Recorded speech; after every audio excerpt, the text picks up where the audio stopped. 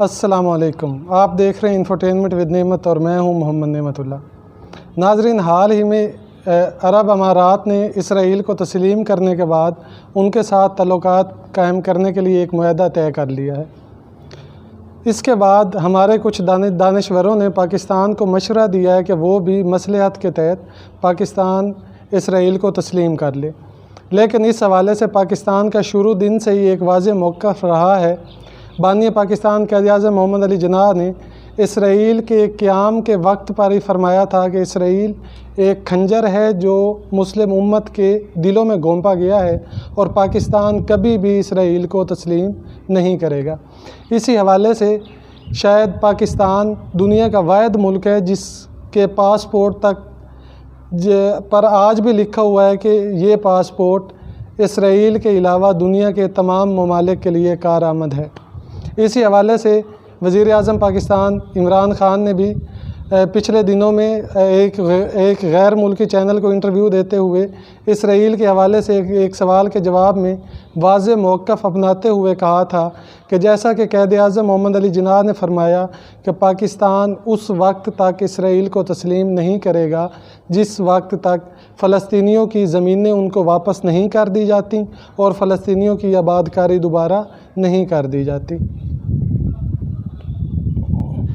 Pakistan has a very straightforward position, and it was a founder of Pakistan, Quaid-e-Azam Muhammad Ali Jinnah, who was very clear that there has to be a just settlement, a homeland for Palestinians before Pakistan can recognize Israel. اسی حوالے سے حال ہی میں ایک جید عالم دین علامہ ثاقب رضا مصطفی صاحب نے پاکستان کے اساس اور نظریے کے حوالے سے اسی بات کی وضاحت کی ہے۔ آئیے آپ کو بھی سنواتے ہیں۔ یہ بات ذہن میں رکھیے گا کہ اسلام کی قومیت کی اساس وطن نہیں ہے، جغرافیہ نہیں ہے، نظریہ ہے۔ تو نظریہ اسلام ہی نظریہ پاکستان ہے۔ پاکستان کا جغرافیہ بعد میں ہے، نظریہ پہلے ہے۔ دنیا پہ ملک پہلے بنتے ہیں، پھر دیکھا جاتا ہے کہ اس کا نظریہ کیا ہوگا، آئیڈیالوجی اس کی کیا ہوگی۔ لیکن پاکستان کا مطلب کیا؟ لا الہ، یہ نعرہ پہلے گونجتا ہے اور پھر ملک حاصل کیا جاتا ہے۔ تو یہ ایسا ملک ہے جس کا نظریہ اس کے جغرافیے سے مقدم ہے۔ دنیا کے اوپر ایک اور ملک بھی ہے جس کا نظریہ اس کے جغرافیے سے مقدم ہے، بلکہ اس کا جغرافیہ ابھی تک متعین نہیں ہے، وہ اسرائیل ہے۔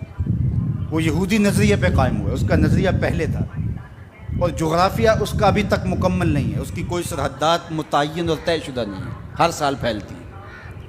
چونکہ ان کا نظریہ غالب ہے اور وہ نظریہ یہود کے اوپر اس ملک کو حاصل کرتے ہیں، اس ٹکڑے کو حاصل کرتے ہیں، پھر اس کے بعد اس کا جغرافیہ پھیلنا شروع ہوتا ہے۔ آج بہت شور ہے کہ عربوں نے تسلیم کر لیا اسرائیل کو، اور بعض دانشور ہمیں بھی یہ مشورہ دیتے ہیں کہ پاکستان کو بھی یوں کر لینا چاہیے۔ جب عربوں نے کر لیا، ان کی ہمسائیگی ہے، ان کا مسئلہ ہے، ہم کیوں نہ کریں؟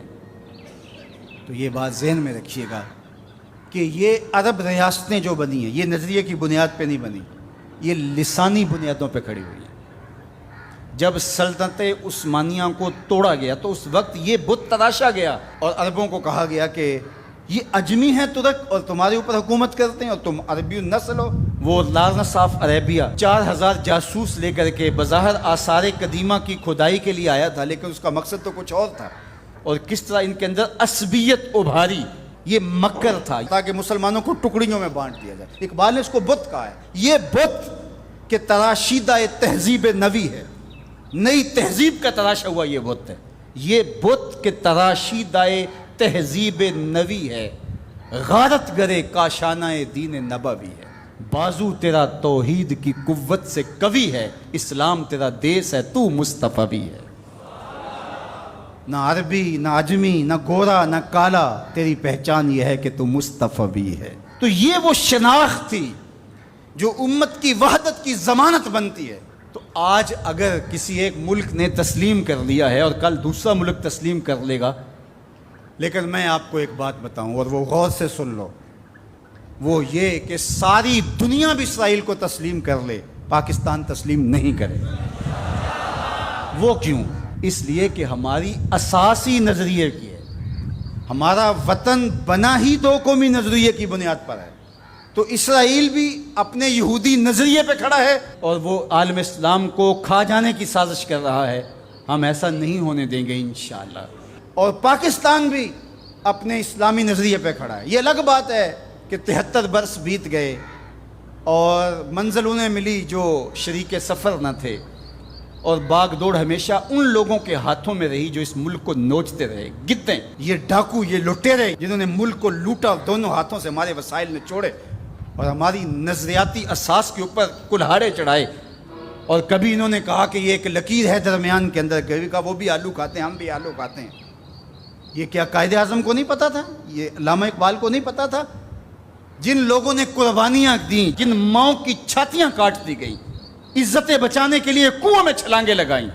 یہ کتنی دردناک کہانیاں ہیں. ماں کی گود سے بچہ چھینا جاتا ہے اور یوں ہوا میں اچھالا جاتا ہے اور پھر کرپان سے اس کے ٹکڑے کیے جاتے ہیں اور پٹک کے زمین پہ مارا جاتا ہے اور اس کے اعضاء بکھر جاتے ہیں. لیکن ماں رونے کی بجائے کہتی ہے پاکستان کا مطلب کیا؟ لا الہ الا اللہ. کیا یوم حساب نہیں آنے والا جنہوں نے اس ملک کو نوچا ہے، اس ملک کے نظریات پہ کلہاڑے چلائے ہیں، مختلف جگہوں پہ بیٹھ کر کے اس ملک کو کھوکھلا کرنے کی کوشش کی ہے؟ وقت آنے والا ہے. یہ ملک مٹنے کے لیے بنا ہی نہیں ہے. یہ قیامت تک قائم رہنے کے لیے مارز وجود میں آیا تھا.